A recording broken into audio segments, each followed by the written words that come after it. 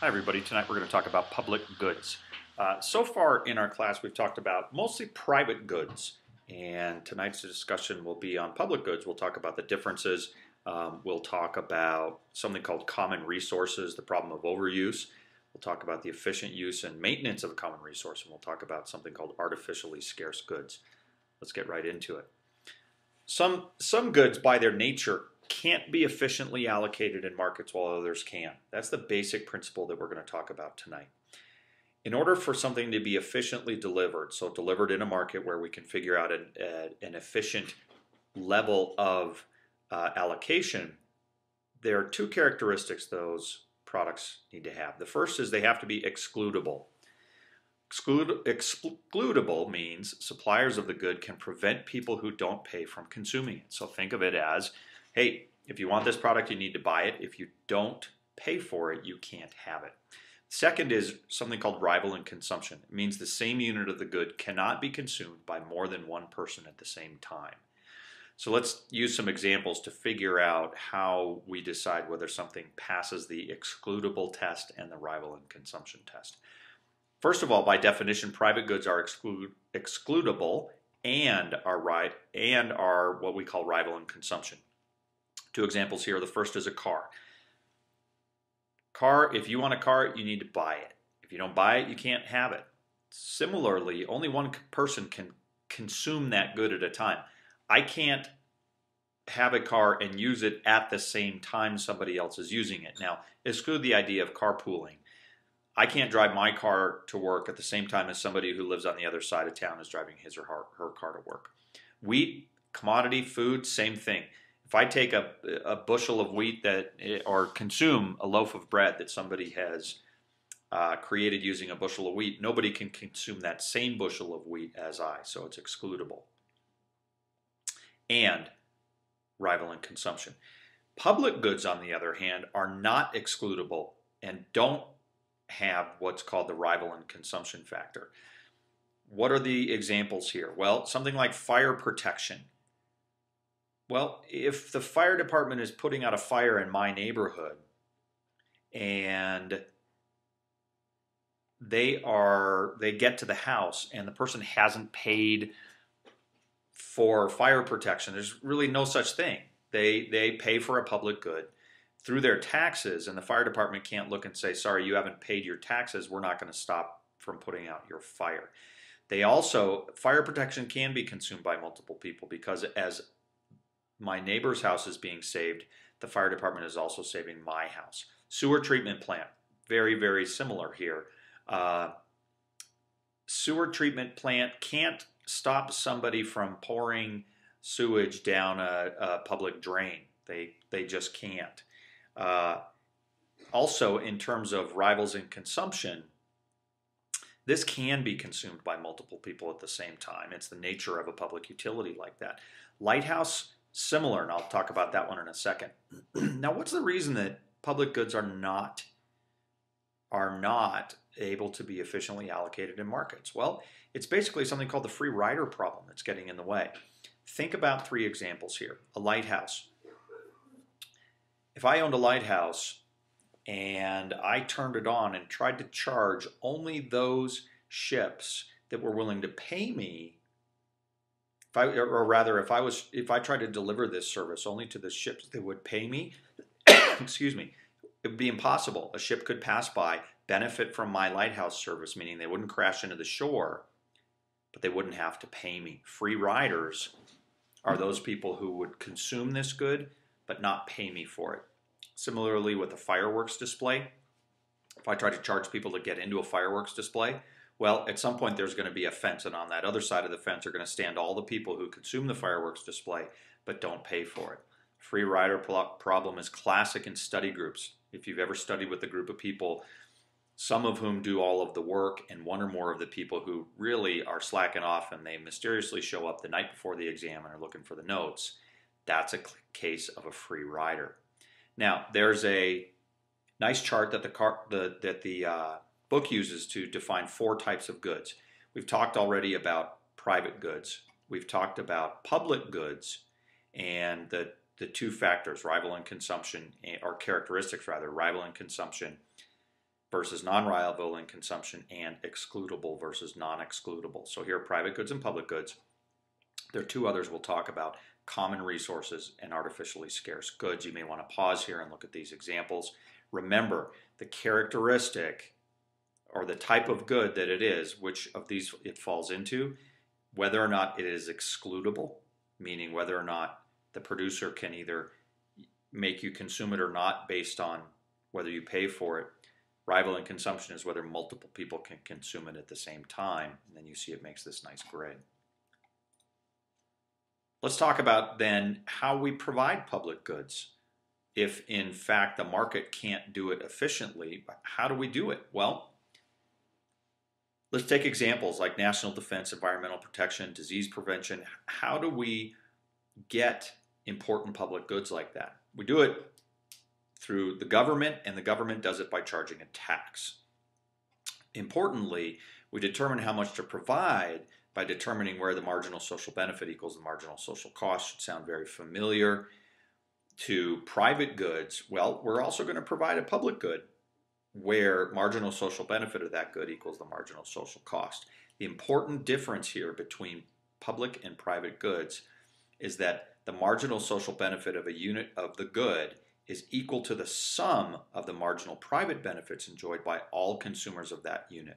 I'm going to show you a graph here to make that clear. So here you can see in the case of the delivery of street cleaning in a municipality, fictional character here, Ted, has a marginal private benefit curve, which we all recognize, a demand curve, which shows that you have a marginal benefit here. So how much benefit Ted derives from the first street cleaning. In this case, it's $25. From the second street cleaning, the third street cleaning, the fourth, and so on. That derives his marginal private benefit curve, the marginal benefit of the delivery of each additional unit of that good. Alice is a neighbor, also derives a marginal private benefit from the delivery of street cleaning services. Her case, the numbers tend to be a little bit different, but as you can see, hers looks like a demand curve as well. The marginal social benefit of these two is the sum of Ted's plus Alice's. Ted's plus Alice's goes all the way up, and there is the derived marginal social benefit curve. So that's what we mean when we talk about the fact that the marginal social benefit of a unit of the good is equal to the sum of the marginal private benefits. Now, when you think about why that is, well, it's the sum because people can consume the unit simultaneously, meaning street cleaning services, this is going to happen almost at the same time this is going to happen. Again, we're talking hypothetically, but the Ted's marginal private benefit delivered by that street cleaning is going to happen near the same time that Alice's is. Okay, let's move on here. Let's talk about common resources. Common resources are non-excludable but rival in consumption. What does that mean? Well, let's take some examples.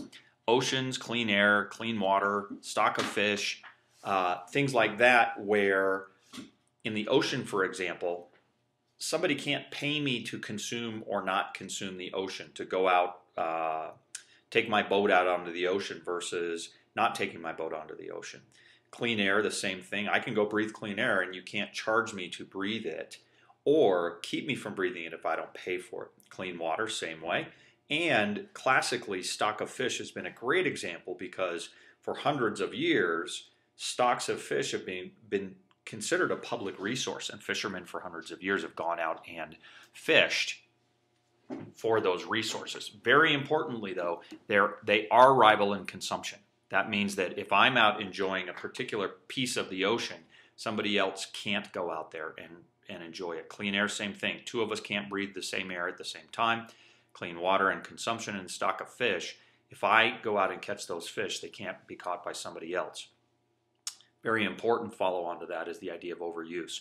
Overuse occurs when common resources are depleted by individuals without regard to the effect on others, also known as the tragedy of the commons. That simply means that common resources are ripe with the exposure to the hazard that they will be overused because the cost is so low. And yet, what's happening is that as I am consuming those goods, so here's the here's the supply curve. As I'm consuming those goods, more and more and more of those goods, I am looking at my own private cost associated with that, but I'm not considering the marginal social cost. And the marginal social cost in this case is what? Well, it's the impact that I'm having on everybody else by consuming that common good. And you can see here the intersection of supply and demand at a market-driven quantity, when in fact the optimal quantity considers the marginal social cost or the effect that I have on other people as a result of my action. So let's talk about how the government helps determine and provide for efficient use and maintenance of a common resource.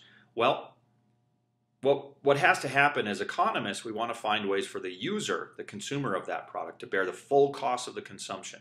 So what does that mean? The full cost of that consumption includes their private cost and the marginal social cost that go on with that. Well, whoops, I went a couple too many. There are three ways that it happens: tax, or somehow otherwise regulate the use of the common resource. So think about having to buy a license to take your boat out onto the ocean, having to pay in order to consume that common good. Number two, create a system of tradable licenses for the right. There is an example of fishing licenses. So you have to buy a license to go catch fish in public areas, and those are at the commercial level for commercial fishing. Commercial fishermen can trade those licenses back and forth, but what happens is a quota is set of the maximum amount of licenses that are issued, and then quotas within each of those licenses. The third is make the common resource excludable and assign property rights to some individuals. Think of something like public forest and the rights associated with the consumption of those forest products. Well, people assign public rights or assign property rights. That means they're selling public goods to private individuals who can then consume those goods. So think of forest companies bidding for saleable public timber. Artificially scarce goods are the last thing we'll talk about tonight. Artificially scarce goods are, well, the best thing to do here is use an example. Pay-per-view movies are a great example of our artificially scarce goods because they're excludable but not non-rival. Well, what does that mean? The cable company can exclude me from watching the movie if I don't pay the price, right? You pay, you can do it. You don't pay, you don't. But if I watch the movie, it doesn't deny another household from also watching the movie. The marginal cost of providing the movie to one more household is zero. It costs essentially zero once the pipe has already been laid to deliver that product. The efficient quantity would be the quantity where the demand curve intersects the horizontal axis, and the price would be zero, which we're used to. Of course, there is no way the firm could profit if the price is zero in selling those additional movies. So the firm sets a price above that and excludes some of the potential customers. So we're getting an inefficient outcome. So if the price is 5, fewer movies will be ordered than the efficient number. And this is why the good is called artificially scarce. Here is key economic concepts for this module. Private goods that are excludable and rival can be efficiently exchanged in a market. Public goods are non-excludable and non-rival, and markets are unlikely to provide, which markets are unlikely to provide must be provided by the government. We can talk a little bit about that. This idea must be provided by the government might be arguable. Artificially scarce goods, so things like pay-per-view movies, are excludable and non-rival. Because the suppliers can exclude consumers, less than efficient amount will be consumed. And then we talked about common resources and what those are. That's it. Have a great night. Talk to you tomorrow.